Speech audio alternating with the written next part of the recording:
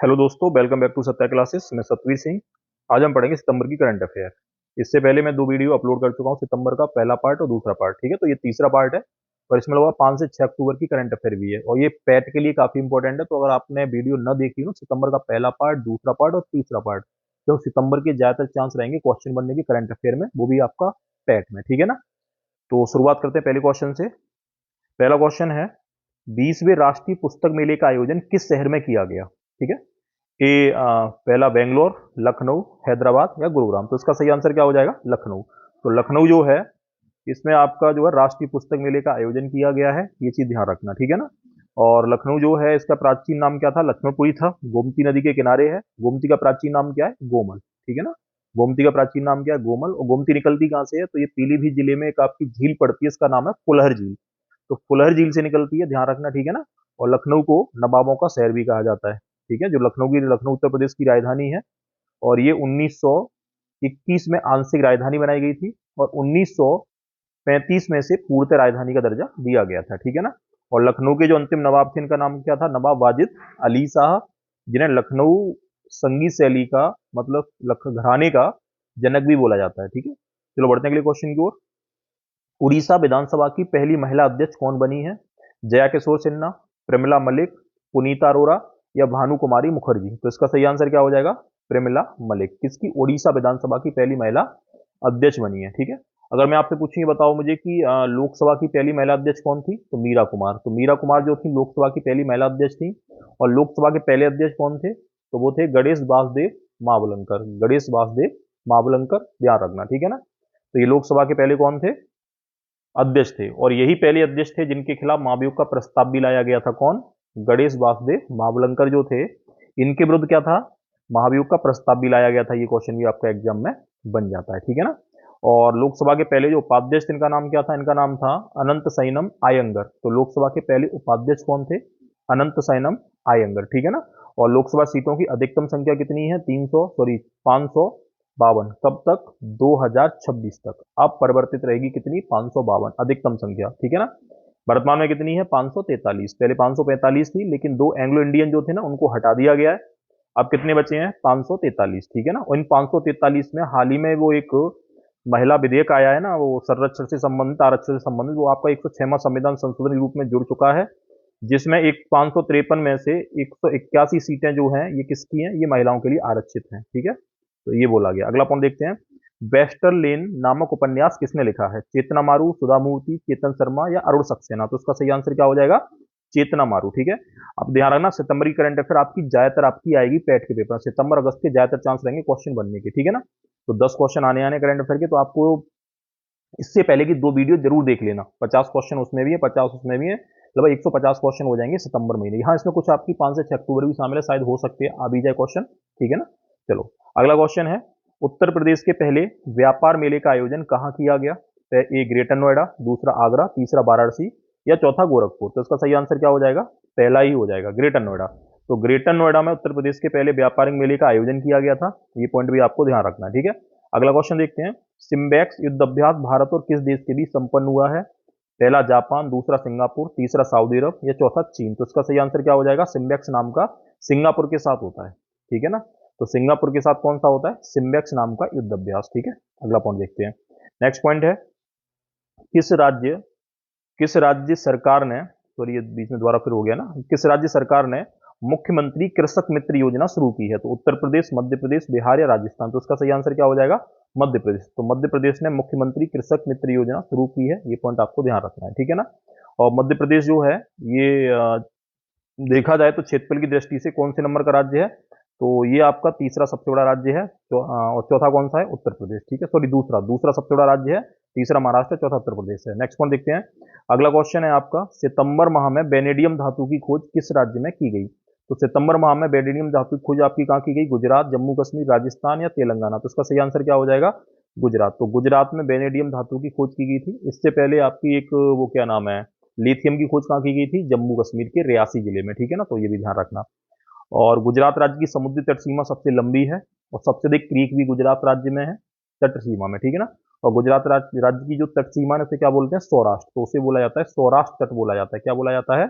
सौराष्ट्र तट, ध्यान रखना। ठीक है ना। और गुजरात में ग्रीन नेशनल पार्क भी है, ठीक है ना। ग्रीन नेशनल पार्क ही है जो एशियाई शेरों के लिए जाना जाता है। गुजरात में कच्छ का मरुस्थल है, ठीक है ना। सॉरी, उसका क्या नाम है, कच्छ का रण। तो कच्छ का मरुस्थल है जो आपका एशियाई गधों के लिए प्रसिद्ध है, ये भी पॉइंट आपको ध्यान रखना है, ठीक है ना। और गुजरात में एक मंदिर है, इसका नाम है अक्षरधाम मंदिर। अक्षरधाम मंदिर जो है गुजरात में है, और ये भारत का सबसे बड़ा मंदिर है। कौन सा? अक्षरधाम मंदिर। कहां पर है आपका? गुजरात में, ठीक है ना। चलो देखते हैं अगली क्वेश्चन की ओर। दिल जश्न बोले गीत को किस टूर्नामेंट की या किस टूर्नामेंट का थीम सॉन्ग चुना गया था? तो पहला क्रिकेट वर्ल्ड कप 2023, राष्ट्रीय खेल 2023, या डूरंड कप 2023, या खेलो इंडिया गेम्स 2023। तो ये आपका किसके लिए था? Cricket world cup 2023। तो क्रिकेट वर्ल्ड कप 2023 जो हो रहा है ये भारत में हो रहा है, ठीक है ना। और इसका जो थीम सॉन्ग था वो क्या था आपका? दिल जश्न बोले, ठीक है, ध्यान रखना। और एक चीज और ध्यान रखना कि ये जो क्रिकेट विश्व कप हो रहा है इसकी शुरुआत कब हुई थी? तो ये आपका 5 अक्टूबर को हुआ था। कब हुआ था आपका? 5 अक्टूबर को, ठीक है ना। तो ये पॉइंट आपको ध्यान रखना है।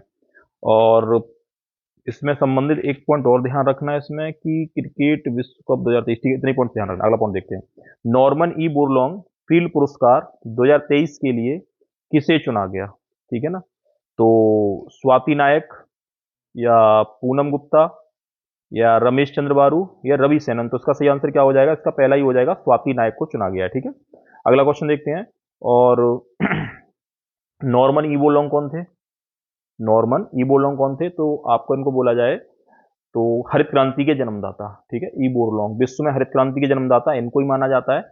1960 में कहां से शुरुआत हुई थी? मैक्सिको से हुई थी, लेकिन ये कहां के थे? ये आपके थे अमेरिका के, ठीक है ना। अगला पॉइंट देखते हैं। नुआखाई पर्व कहां मनाया गया? पश्चिम बंगाल, उड़ीसा, केरल, या असम। तो इसका सही आंसर हो जाएगा आपका उड़ीसा। तो नुआखाई पर्व जो है उड़ीसा मनाया जाता है, ये इसके नए साल के रूप में मनाया जाता है। बाकी उड़ीसा में एक बाली यात्रा भी है, ठीक है ना। उसके अलावा धनु यात्रा भी है, धनु यात्रा। उसके अलावा यहाँ पर एक ठकुरानी यात्रा भी मनाया जाता है, ठकुरानी यात्रा। और यहाँ पर एक सबसे फेमस है रथ यात्रा, ठीक है। और एक पर्व और मनाया जाता है यहाँ पर, राज पर्वा। तो राज पर्वा नाम का जो पर्व है ना, ये पर्व भी आपका कहाँ मनाया जाता है? उड़ीसा राज्य में मनाया जाता है।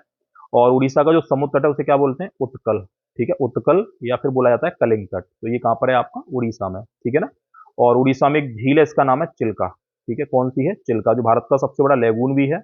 और ये आपका उत्तरी सरकार तट पर पड़ता है, उत्तरी सरकार तट। कौन सा? चिल्का। तो ये ध्यान रखना, ठीक है ना। और चिल्का में भारतीय नौसेना का प्रशिक्षण केंद्र भी है। और चिल्का झील झींगा मछली के उत्पादन के लिए फेमस है, ठीक है ना। और उड़ीसा में जो भीतरकनिका नेशनल पार्क है वहां पर भारत के दूसरे सबसे बड़े मैंग्रोव संरक्षित क्षेत्र हैं। तो भारत का सबसे बड़ा मैंग्रोव संरक्षित क्षेत्र कहां पर है आपका? सुंदरवन में, ठीक है ना। कहां पर है? सुंदरवन। तो सुंदरवन में भारत का सबसे बड़ा मैंग्रोव संरक्षित क्षेत्र है। और दूसरा सबसे बड़ा भीतरकनिका में पड़ता है। और भीतरकनिका में दो नदियां बाकी में, मतलब भीतरकनिका में दो नदियां मिलती हैं। एक का नाम है ब्रह्मांडी, ठीक है ना, और एक का नाम है बैतरडी, वैतरडी। और दूसरी क्या नाम है? ब्रह्मांडी। तो ये दोनों नदियां जो हैं कहाँ मिलती हैं आपकी? भीतरकनिका नेशनल पार्क में। तो ध्यान, क्वेश्चन आता भी है कि भीतरकनिका जो नेशनल पार्क है ना, ये कहाँ स्थित है? तो आपका ध्यान रखना, उड़ीसा में है। किन नदियों किनारे है? तो ब्रह्मांडी और बैतरडी। और ब्रह्मांडी नदी है ना, ये एक नदी है, इसका नाम है महानदी। क्या नाम है? महानदी। तो महानदी के साथ मिलकर जो है धनुष के आकार का डेल्टा बनाती है। कौन सी नदी? ब्रह्मांडी नदी। अपने मुहाने पर कैसा आकार डेल्टा बनाएगी? धनुष आकार डेल्टा। तो ये पॉइंट भी आपको ध्यान रखना है, ठीक है ना। चलो बढ़ते हैं अगले क्वेश्चन की ओर। अगला क्वेश्चन है, किस राज्य सरकार ने ई भूमि पोर्टल लॉन्च किया? तो उत्तर प्रदेश, राजस्थान, हरियाणा, मध्य प्रदेश। तो इसका सही आंसर क्या हो जाएगा आपका? हरियाणा। तो हरियाणा ने ई भूमि पोर्टल लॉन्च किया था, ठीक है ना। और हरियाणा राज्य का गठन किया कब हुआ था आपका? 1966 में। किससे? पंजाब राज्य से अलग होकर हिंदी भाषियों के लिए हरियाणा बनाया गया था, ठीक है। हरियाणा में सुल्तानपुर, एक आपका सुल्तानपुर है, एक कालेश्वर है। कहाँ पर है? हरियाणा में, ठीक है ना। और हरियाणा में एक सूरजकुंड, सूरजकुंड जो है एक झील है फरीदाबाद में। तो वहां पर एक सूरजकुंड अंतरराष्ट्रीय हस्तशिल्प मेला लगता है। कहाँ पर? हरियाणा। और हरियाणा के कुरुक्षेत्र में जो है अंतरराष्ट्रीय गीता महोत्सव का आयोजन भी होता है, ठीक है। तो ये पॉइंट भी आपको ध्यान रखना है। नेक्स्ट पॉइंट देखते हैं। नोबेल पुरस्कार विजेताओं को इस वर्ष अतिरिक्त 1 मिलियन स्वीडिश क्राउन मिलेंगे, जिससे कुल पुरस्कार राशि कितने स्वीडिश क्राउन हो जाएगी? तो 10 मिलियन, 11 मिलियन, 12 मिलियन, या फिर आपका 15 मिलियन। तो इसका सही आंसर क्या हो जाएगा? 11 मिलियन। तो इस साल जो है 1 मिलियन अधिक मिलेंगे, तो कुल मिला के कितना हो जाएगा? 11 मिलियन, ठीक है। नेक्स्ट पॉइंट देखते हैं। आरोग्य मंथन कार्यक्रम 2023 में किस राज्य ने आयुष्मान भारत योजना के लिए 3 राष्ट्रीय पुरस्कार जीते? उत्तर प्रदेश, केरल, झारखंड, या छत्तीसगढ़। तो इसका सही आंसर हो जाएगा आपका छत्तीसगढ़ ने जीते हैं, ठीक है ना। और सबसे बढ़िया जो प्रदर्शन किया ना लोगों को आयुष्मान से जोड़ने के लिए, वो सबसे ज्यादा किसने किया? उत्तर प्रदेश ने किया है। अगला पॉइंट देखते हैं। और ये अगर पूछा जाए कि जो क्या नाम है छत्तीसगढ़ राज्य का गठन कब हुआ था, तो छत्तीसगढ़ राज्य का गठन हुआ था 1 नवंबर, ठीक है, 1 नवंबर 2000 को छत्तीसगढ़ मध्य प्रदेश से काटकर बनाया गया था, ठीक है ना। और छत्तीसगढ़ जो है, इसमें आपको एक पठार पड़ता है, इसका नाम क्या है? बघेलखंड का पठार। तो बघेलखंड का पठार भी छत्तीसगढ़ में है। और एक दंडका रंड का पठार, ठीक है ना, दंडका रंड का जो पठार है वो भी आपका छत्तीसगढ़ में, उड़ीसा में, आंध्र प्रदेश में, ये 2-3 राज्यों में पड़ेगा, ठीक है। नेक्स्ट पॉइंट देखते हैं। राइडर कप गोल्फ 2023 किसने जीता? Japan, Europe, Africa, Eurasia. तो इसका सही आंसर क्या हो जाएगा? ये किसने जीता? यूरोप ने जीता था। कौन सा कप? Rider cup. किससे संबंधित है? गोल्फ से संबंधित है, ठीक है। नेक्स्ट पॉइंट देखते हैं। मोहम्मद मोइज्जू किस देश में राष्ट्रपति चुने गए हैं? मालदीव, मलेशिया, फिलीपींस या पाकिस्तान। तो ये सही आंसर इसका क्या होगा? तो ये मालदीव के जो हैं ये राष्ट्रपति चुने गए हैं, ध्यान रखना, ठीक है ना। और मालदीव अरब सागर में बसा हुआ है, अरब सागर में एक देश है, द्वीपीय देश है। और ये सबसे नजदीक किसके पड़ता है? लक्षद्वीप के पड़ता है। लक्षद्वीप में एक द्वीप है, इसका नाम है मिनिकॉय। तो मिनिकॉय जो द्वीप पड़ता है, ये आपका किसके पास है? मालदीव के पास। और मालदीव में जो भाषा बोली जाती है वो कौन सी है? महल।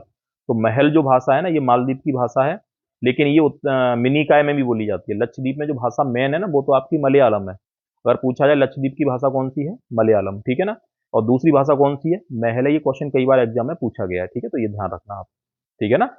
और मालदीव की राजधानी क्या है? मालदीव की राजधानी पता ही होगा आपको, क्या है? माले है, ठीक है ना।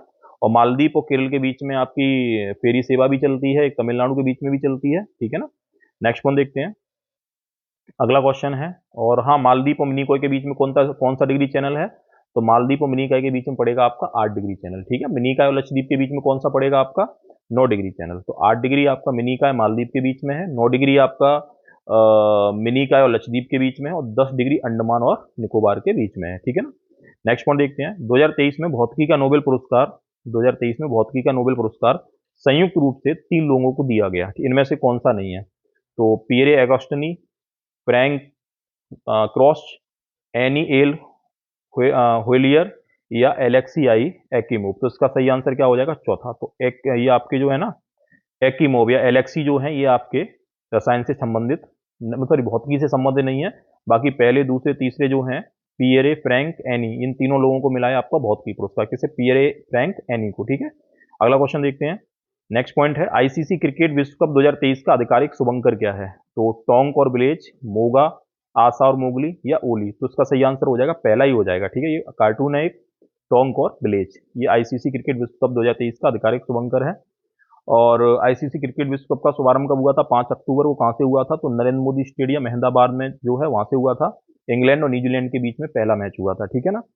चलो अगला पॉइंट देखते हैं। नेक्स्ट पॉइंट है, हाल ही में किस केंद्र शासित प्रदेश ने अपने सभी गांवों को ओडीएफ मॉडल घोषित किया है? तो लद्दाख, जम्मू कश्मीर, अंडमान निकोबार या पांडिचेरी। तो हाल ही में पूछा है, तो सितंबर के महीने में पूछा है, तो ये जम्मू कश्मीर हो जाएगा, ठीक है ना।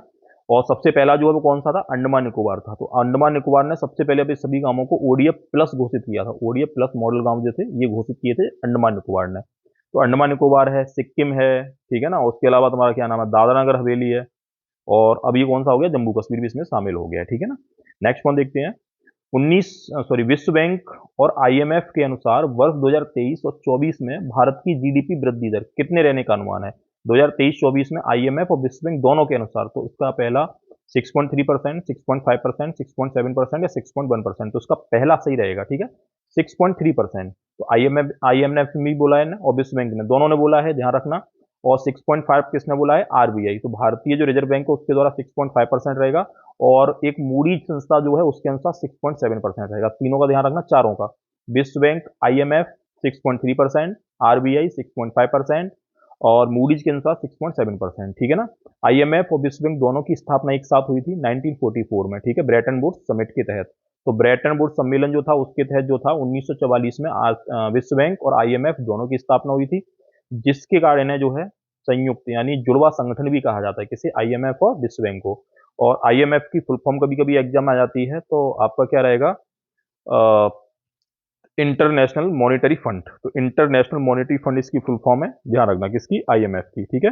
और आईएमएफ की प्रबंध निदेशक कौन है? क्रिस्टलीना जॉर्जवा। तो क्रिस्टलीना जॉर्जवा जो है वो आपकी आईएमएफ की प्रबंध निदेशक हैं। और विश्व बैंक के जो अध्यक्ष हैं वो कौन है? वो है अजय बंगा, ठीक है, ध्यान रखना। अगला पॉइंट देखते हैं। भारत और बांग्लादेश के बीच संप्रीति नाम का युद्धाभ्यास कहाँ हुआ? तो पश्चिम बंगाल, उत्तराखंड, बांग्लादेश या असम? तो ये कहाँ हुआ? ये बांग्लादेश में हुआ था, ध्यान रखना, ठीक है ना। और एक बांग्लादेश के साथ एक और होता है, इसका नाम है बोंगो सागर।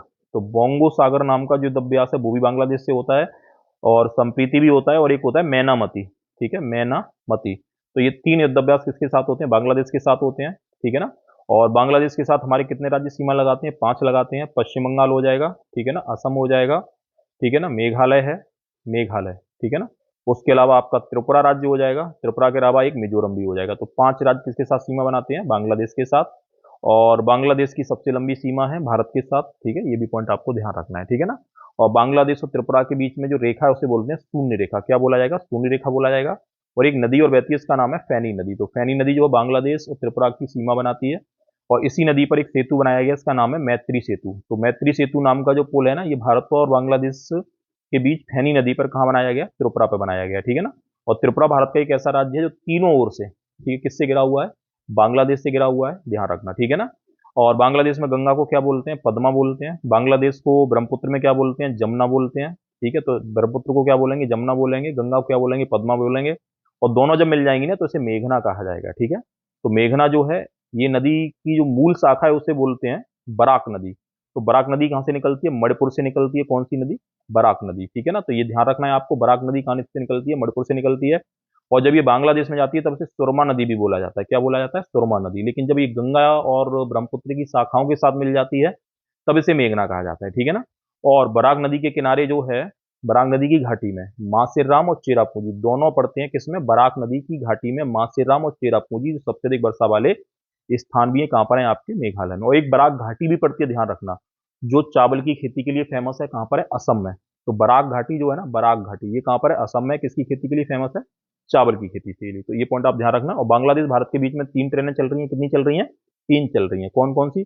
एक तो है बंधन, ठीक है, एक है बंधन, एक है मैत्री, और एक है आपका बंधन, मैत्री और मिताली, ठीक है ना, मिताली। तो ये मिताली 3 ट्रेनें हैं, बंधन है, मैत्री और मिताली। ये तीनों ट्रेनें आपकी भारत और बांग्लादेश के बीच में चल रही हैं। और भारत और बांग्लादेश के बीच में जो भूमि समझौता हुआ था वो आपका कौन सा संविधान संशोधन था? 100वां संविधान संशोधन। तो 100वां संविधान संशोधन जो था, ये भारत और बांग्लादेश के बीच में भूमि समझौते से संबंधित था, ठीक है। अगला पॉइंट देखते हैं। हाल ही में आए आंकड़ों के अनुसार प्रधानमंत्री स्ट्रीट वेंडर्स आत्मनिर्भर योजना का लाभ कितने लोगों को प्राप्त हुआ? तो 25 लाख, 40 लाख, 50 लाख या 75 लाख? तो इसका सही आंसर क्या हो जाएगा? 50 लाख लोगों को इसका लाभ मिल चुका है, ठीक है ना। योजना आपका कब शुरू हुई थी? 2020 में शुरू हुई थी। तारीख थी आपकी 1 जून। तो 1 जून 2020 को प्रधानमंत्री स्ट्रीट वेंडर्स आत्मनिर्भर योजना शुरू हुई थी, ठीक है ना। और इसमें जो है 10,000 रुपये तक का जो लोन मिलता है ना, जो ठेले वगैरह वाले होते हैं, रेडी वगैरह, तो है बिना किसी गारंटी के, यानी गारंटी फ्री लोन मिलता है, ठीक है, ध्यान रखना। और अगर ये टाइम से चुका दिया जाएगा तो उसके बाद जो है 20,000 रुपये ले सकते हैं दूसरी बार में। अगर ये भी टाइम से दे दिया गया तो फिर इसमें 50,000 रुपये जो है वो भी आपका मिल जाएगा तीसरी बार में, ठीक है ना। जिसमें ब्याज जो है कितने परसेंट है आपकी? 7%। ये पॉइंट आपको ध्यान रखना है, ठीक है। नेक्स्ट पॉइंट लिखते हैं। देखते हैं प्रधानमंत्री ने किस राज्य में पेड़ापल्ली सुपर थर्मल पावर प्रोजेक्ट, कौन सा? पेड़ापल्ली का उद्घाटन किस राज्य में किया? आंध्र प्रदेश, तेलंगाना, केरल या कर्नाटक? तो इसका सही आंसर हो जाएगा आपका तेलंगाना। तो ये तेलंगाना में किया गया था। 800 मेगावाट का ये एक प्लांट लगाया गया है, ठीक है ना। और उसके अलावा एक योजना और है, कालेश्वर सिंचाई परियोजना जो है ना, ये भी आपका तेलंगाना में बनाई जा रही है, ठीक है, बनाई गई है। किस नदी पर? गोदावरी नदी पर, ठीक है ना। चलो अगला पॉइंट देखते हैं। भारत के पहले सोलर रूफ साइकिलिंग ट्रैक का उद्घाटन किस शहर में किया गया? आगरा, हैदराबाद, ग्रेटर नोएडा या बैंगलोर? तो इसका सही आंसर क्या हो जाएगा? इसका सही आंसर हो जाएगा आपका हैदराबाद में। तो ये हैदराबाद में बनाया गया था। नेक्स्ट पॉइंट देखते हैं। समक्का सरक्का जनजाति विश्वविद्यालय भारत के किस राज्य में बनाया जा रहा है? तो केरल, आंध्र प्रदेश, तेलंगाना या महाराष्ट्र? तो ये आपका कहाँ बनाया जा रहा है? तेलंगाना में, ध्यान रखना। तो ये तेलंगाना मनाया जाता है। और ये समक्का सरक्का जो है यहाँ की कुल देवियों के नाम है, जिनके उपलक्ष्य में एक मेला लगता है, इसका नाम है मेदराम, ठीक है, मेदराम जात्रा। तो मेदराम जात्रा जो फेस्टिवल है ना, ये फेस्टिवल आपका तेलंगाना में और आंध्र प्रदेश दोनों मनाया जाता है। और कुंभ मेले के बाद सबसे ज्यादा भीड़ जो है इसी मेले में होती है। किसमें? मेदराम जात्रा। कहाँ का है? तेलंगाना का है और आंध्र प्रदेश का है, ठीक है ना। और तेलंगाना, आंध्र प्रदेश, कर्नाटक का नया साल क्या है जिसका बोला था? उगाड़ी। तो उगाड़ी नाम का जो फेस्टिवल है ना, उगाड़ी, तो उगाड़ी नाम का फेस्टिवल आंध्र प्रदेश का भी है, तेलंगाना का भी है और कर्नाटक का भी है, ठीक है। तो पॉइंट आपको ध्यान रखना है। नेक्स्ट पॉइंट देखते हैं। किस शहर में दिव्यांग जनों के लिए देश का पहला उच्च तकनीकी खेल प्रशिक्षण केंद्र का उद्घाटन किया गया? जामनगर, ग्वालियर, हैदराबाद या रायपुर? तो इसका सही आंसर क्या हो जाएगा? ग्वालियर। तो ग्वालियर में ये पहले से बन रहा था, अब ये बन के तैयार हो गया, ठीक है ना। अगला पॉइंट देखते हैं। कैटालिन कार्को और ड्रू बीसमैन को कौन से क्षेत्र का नोबेल पुरस्कार प्राप्त हुआ? भौतिकी, रसायन, चिकित्सा, शांति? तो इसका सही आंसर हो जाएगा आपका चिकित्सा। तो चिकित्सा का क्षेत्र का जो नोबेल मिला था, इन दोनों लोगों को मिला था, किसको? कैटालिन कार्को और ड्रू बीसमैन, ठीक है। ये आपके कैटालिन जो है ये आपके कहाँ के हैं? ये हंगरी के हैं, और बीसमैन कहाँ के हैं? तो ये अमेरिका के हैं। तो कैटालिन, बीसमैन दो नाम है, इन दोनों को इसका मिला है, चिकित्सा का मिला है। किसके लिए मिला था? कोविड के टीके के आविष्कार के लिए। 27वां क्वेश्चन हो जाएगा, विश्व कॉफी सम्मेलन और एक्सपो 2023 पहली बार किस शहर में आयोजित किया गया? कोचीन, बेंगलोर, हैदराबाद या चेन्नई? तो इसका सही आंसर क्या हो जाएगा? बेंगलोर में किया गया। कौन सा? विश्व कॉफी सम्मेलन। और बेंगलोर किसकी राजधानी है? कर्नाटक की है। बेंगलोर को सिलिकन वैली बोलते हैं, स्पेस सिटी बोलते हैं, सॉफ्टवेयर सिटी भी बोल देंगे, इलेक्ट्रॉनिक सिटी बोल देंगे, ठीक है। किसको बोलेंगे? बेंगलोर को, ठीक है ना। और कॉफी का सबसे अधिक उत्पादन भी कहाँ होता है? कर्नाटक राज्य में होता है। और भारत में सबसे अधिक हाथी भी कहाँ पाए जाते हैं? कर्नाटक राज्य में ही पाए जाते हैं सबसे ज्यादा हाथी। दूसरे नंबर पर असम में पाए जाते हैं, ठीक है ना। तो ये पॉइंट ध्यान रखना है। और कॉफी कौन सी है? तो अरेबिका कॉफी। अगर पूछा जाए कि अरेबिका कॉफी जो है ये किस राज्य में है, तो ये कर्नाटक में है। और एक बाबा बूदानगिरी कॉफी जो है ये भी यहीं पर है, क्योंकि बाबा बूदानगिरी जो है ना पहाड़ियों के नाम भी है। क्योंकि कॉफी को भारत में कौन लेके आया था? कॉफी का पौधा बाबा बूदन। तो बाबा बूदन एक फकीर थे, वो कॉफी का पौधा लेके आए थे। ये पॉइंट भी आपको ध्यान रखना है, ठीक है ना। उसके अलावा कर्नाटक में रेशम का उत्पादन भी सबसे अधिक होता है। और कर्नाटक में अगर देखा जाए तो रेशम के अलावा जो है तो ये पॉइंट आप ध्यान रखना, ठीक है ना। चलो अगला पॉइंट देखते हैं।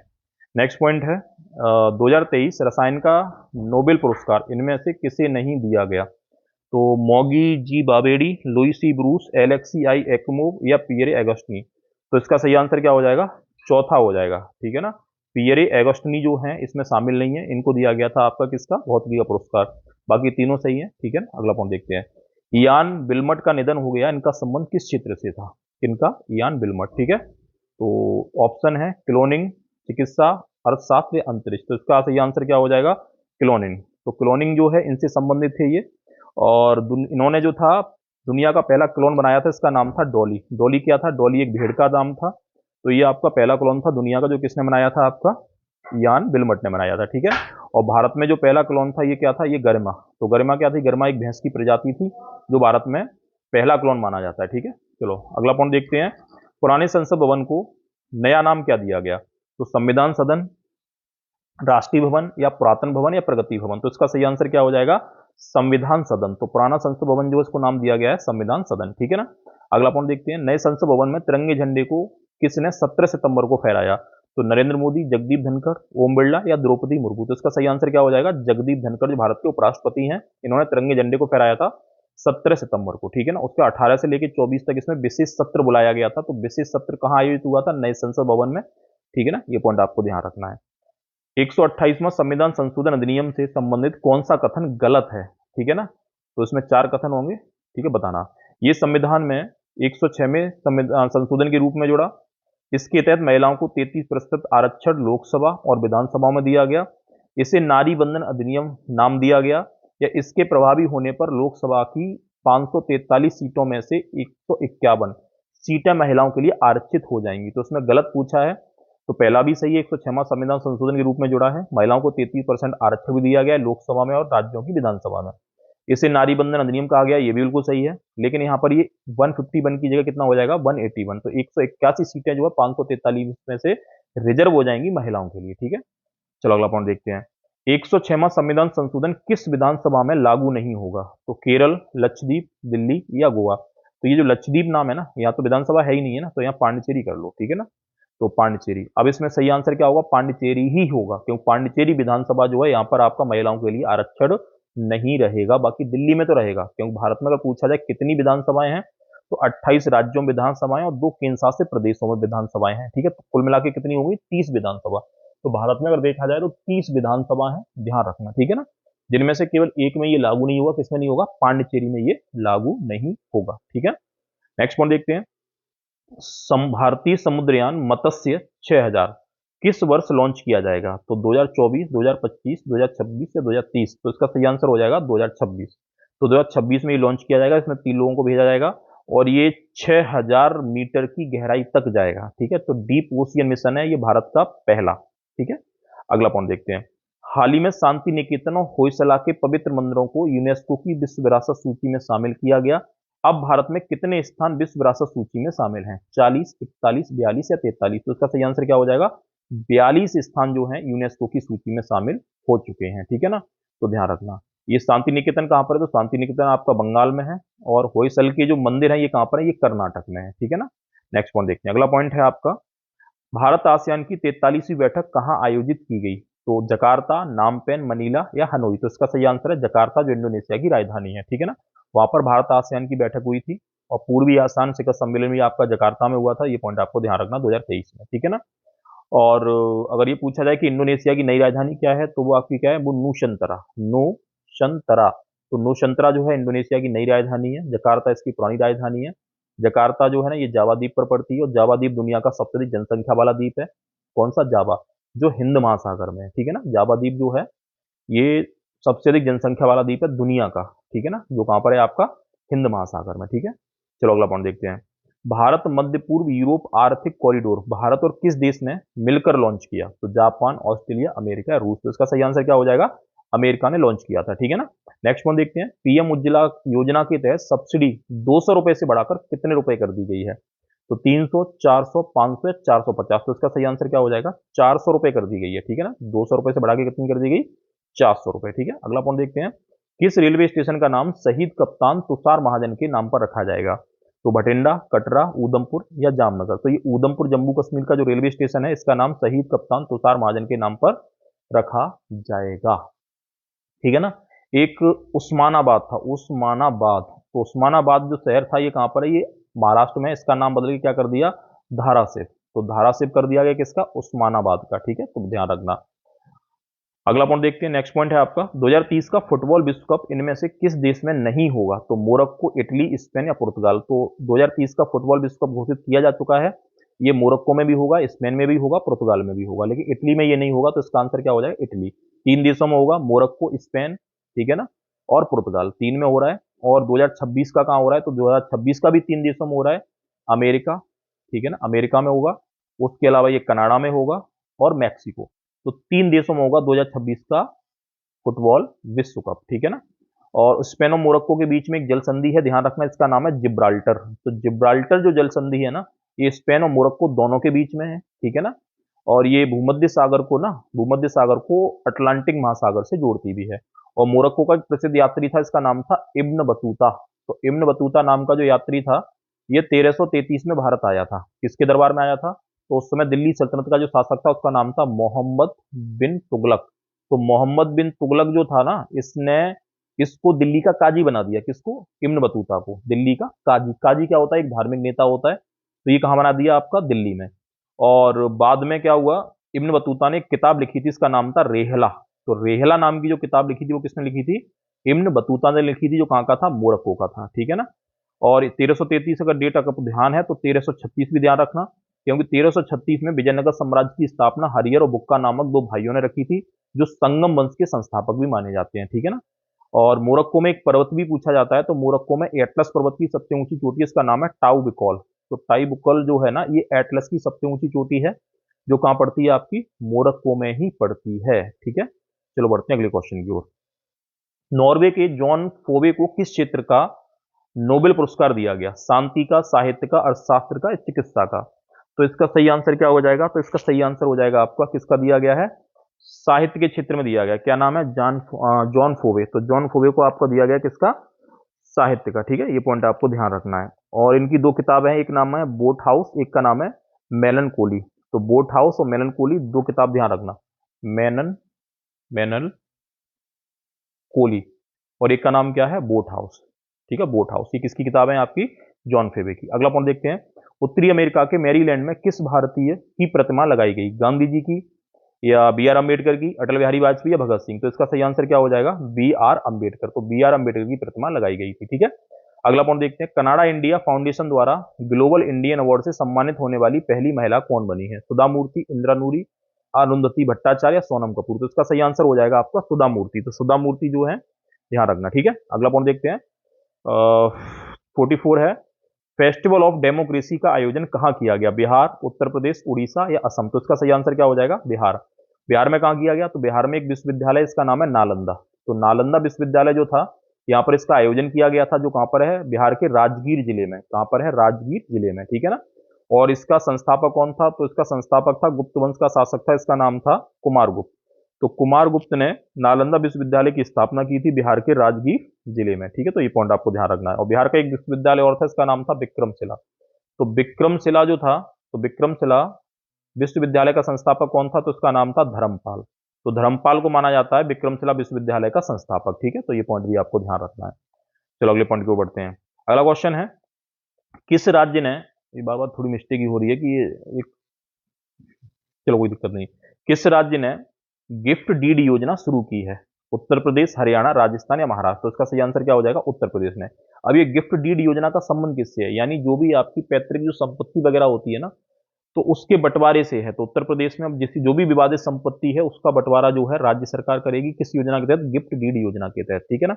नेक्स्ट पॉइंट देखते हैं, वीरांगना दुर्गाबाई टाइगर रिजर्व किस राज्य का 7वां टाइगर रिजर्व बना है? मध्य प्रदेश, उत्तर प्रदेश, राजस्थान या महाराष्ट्र?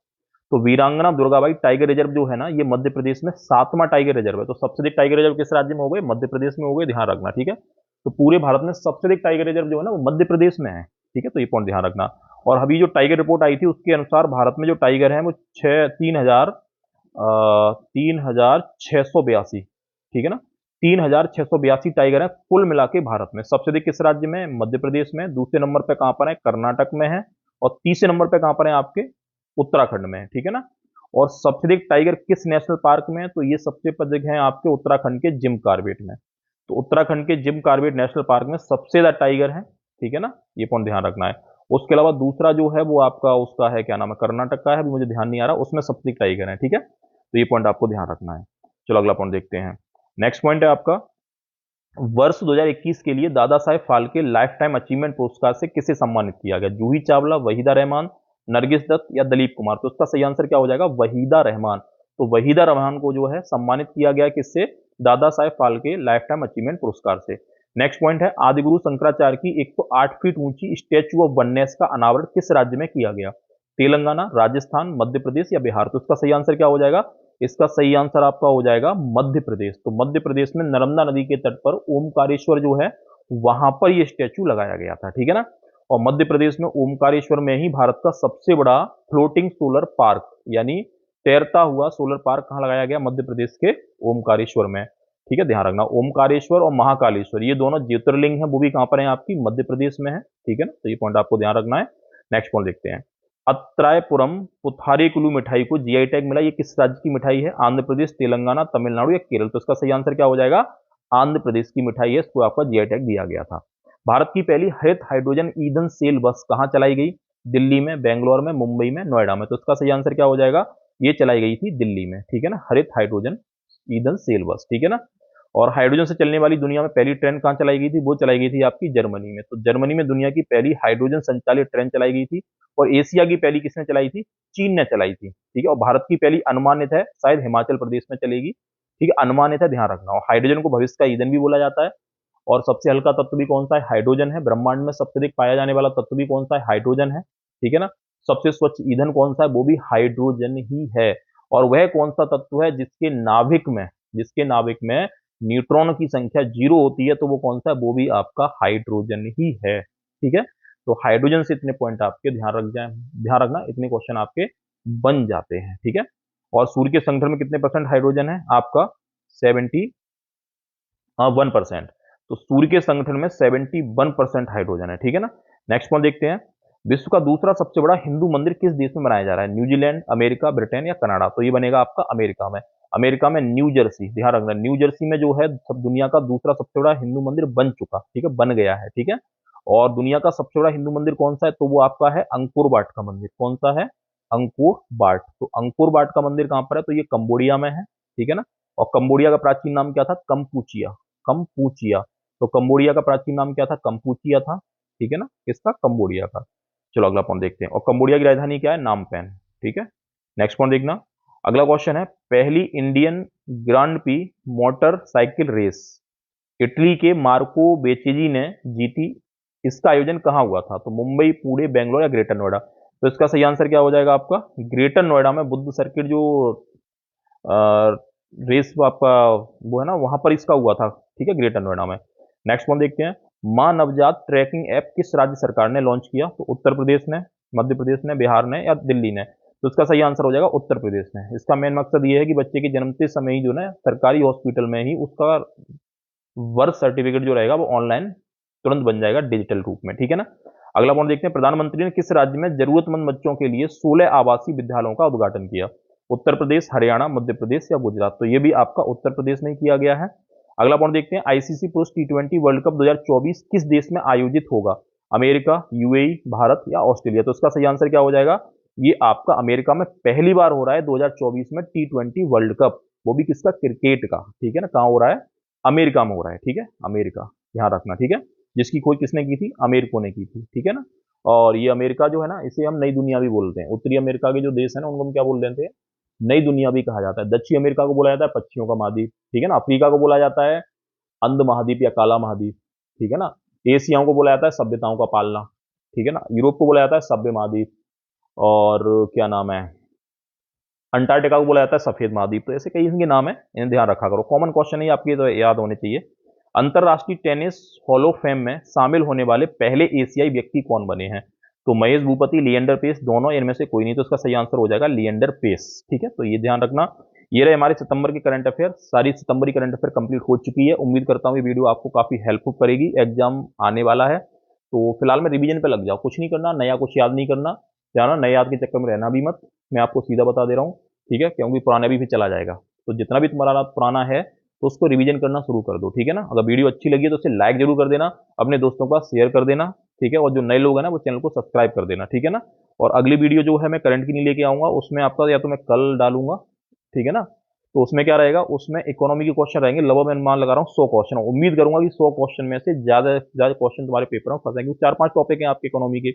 एक बैंकिंग का आ रहा है पैट में, उसके अलावा एक तुम्हारा क्या नाम है, भारतीय अर्थव्यवस्था का मतलब प्रकार वगैरह है, वो आ रहा है। आपकी आर्थिक नियोजन पंचवर्षीय योजनाएं वगैरह आ रही हैं। उसके अलावा तुम्हारा क्या नाम है, ये 4-5 टॉपिक हैं, ज्यादा हैवी नहीं है। तो उससे संबंधित मैं क्वेश्चन रखूंगा जो सीधे सीधे एग्जाम में बन सकते हैं। तो उसे एक बार जरूर देख लेना।